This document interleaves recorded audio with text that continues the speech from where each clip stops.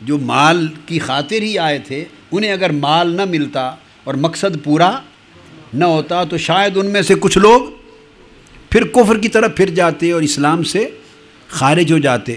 تو انہیں مال دے کر اسلام سے خارج ہونے سے بچا لیا، مال دے کر دوزخ میں گرنے سے بچا لیا. اور دیتے دیتے جب مال مل گیا تو لالچ سے زندگی کا آغاز ہوا، اگلے مرحلے پہ وہ لالچ بھی نکال دیا. لالچ سے آغاز کر لیا، پہلے لالچ نے بچا لیا، اب انہیں اگلے مرحلے پر حضور نے لالچ سے بچا لیا. تو کسی کو مال دیا اور دے کر دوزخ سے بچایا، اور کسی کو مال نہیں دیا اور نہ دے کر دوزخ سے بچایا. اب ان دو احادیث سے ایک نقطہ تربیت یاد رکھنا.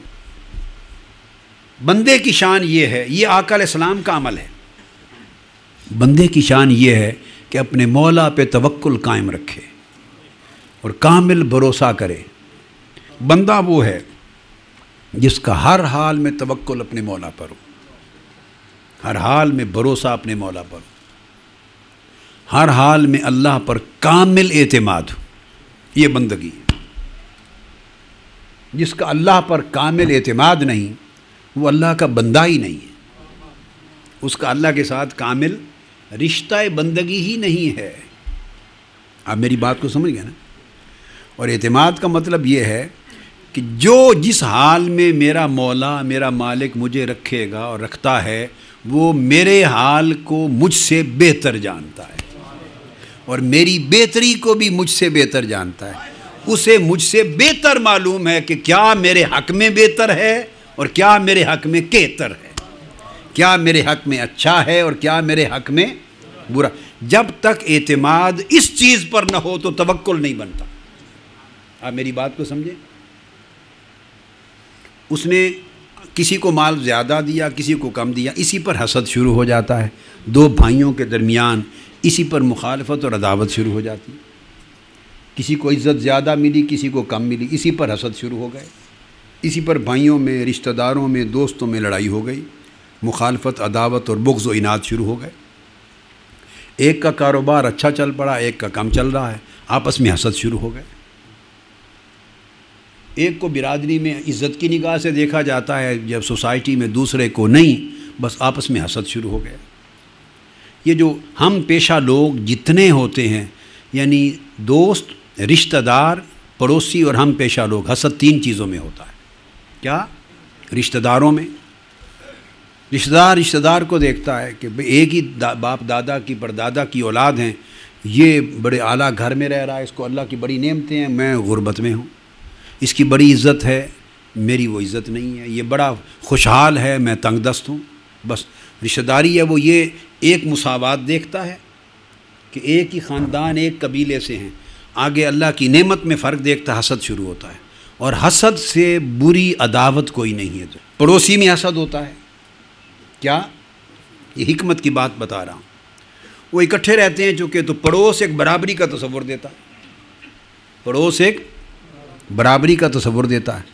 ایک کو اللہ نے زیادہ دیا، ایک کو کم دیا، ایک پر اللہ کی زیادہ نعمت ہوئی، ایک پر کم ہوئی، حسد شروع ہو گیا. پھر رہتے اکٹھے ہیں، ساتھ ساتھ دیوار ہے، ایک ہی دیوار، اس کی شان اور ہے، میرا حال اور ہے، حسد ہو گیا.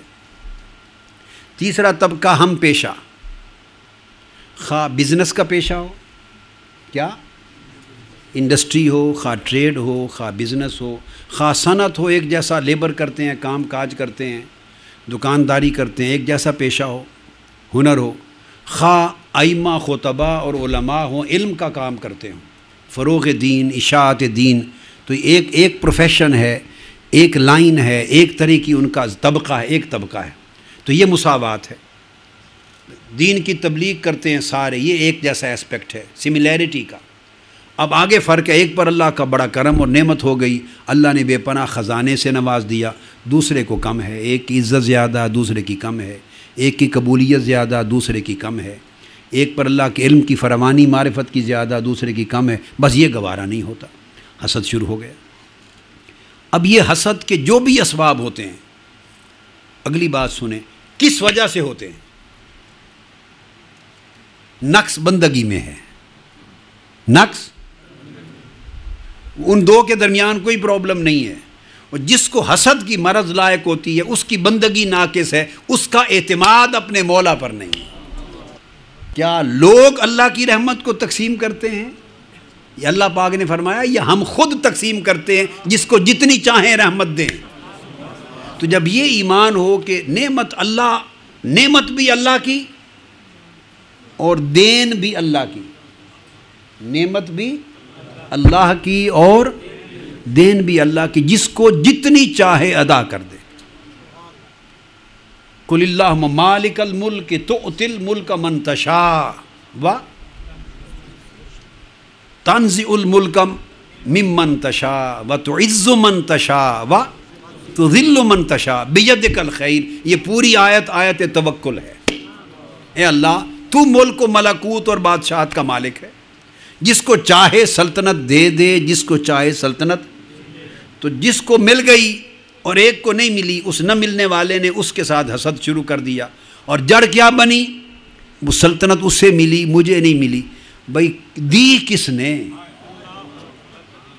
آؤ اس کی قرید کرتے ہیں، کس سے غلطی ہوئی ہے؟ معاذ اللہ، استغفر اللہ، کہ اس کو دے دی سلطنت، اس کو نہیں دی. اللہ سے ہوئی؟ استغفر اللہ. کس نے ظلم کیا؟ یہ سوچیں. معاذ اللہ، اللہ رب العزت نے کیا؟ استغفر اللہ العظیم، وہ ظلم سے پاک ہے. کس نے ناانصافی کی؟ ہے کوئی اور سلطنت دینے والا اور کسی کو نہ دینے والا؟ اللہ ہے. اللہ ناانصافی سے پاک ہے. تو اگر بندے کا یہ یقین اور ایمان ہو جائے کہ اللہ دینے والا ہے ملک اور سلطنت کا اور مملکت کا، اور وہ مالک ہے، جس کو چاہے دے، جس کو چاہے نہ دے.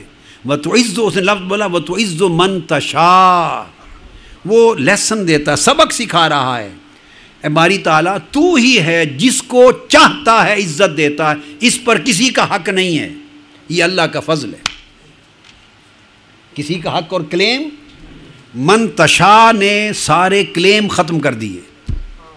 من تشاء نے ہمارے سارے کلیم، دعوے ختم کر دیے. فرمایا وَتُعِزُّ مَن تَشَاء، جسے تو چاہتا ہے عزت دیتا ہے. وَتُذِلُّ مَن تَشَاء، اور جسے تو چاہتا ہے ذلت دیتا ہے.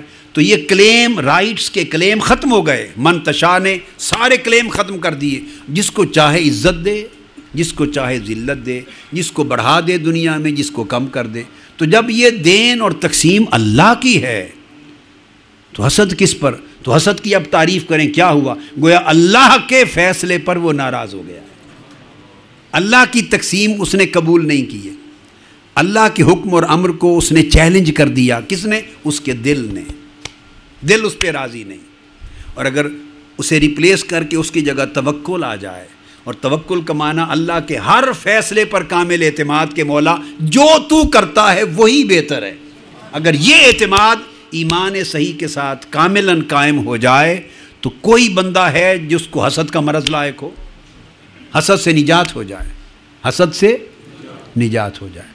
اور جس بندے کو، جن لوگوں کو حسد سے نجات ہو جاتی ہے، ان کی ساری زندگی ابدی سکون سے بہریاب ہو جاتی ہے. اور صوفیاء وہ طبقہ ہے، کیا صوفیاء وہ طبقہ ہے کہ حسد کروڑوں میل بھی ان کے قریب سے نہیں گزرتا. جس کو حسد میں مبتلا دیکھو سمجھو اس کا کوئی تعلق تصوف و صوفیاء سے نہیں ہے. اور جس کو حسد سے بے نیاز اور پاک دیکھو، جس کا دل پاک دیکھو، محفوظ، سمجھو اس کو تھوڑا یا زیادہ حصہ صوفیاء کے فیض کا ملا ہے. تصوف آیا اس لیے ہے کہ دلوں کو حسد سے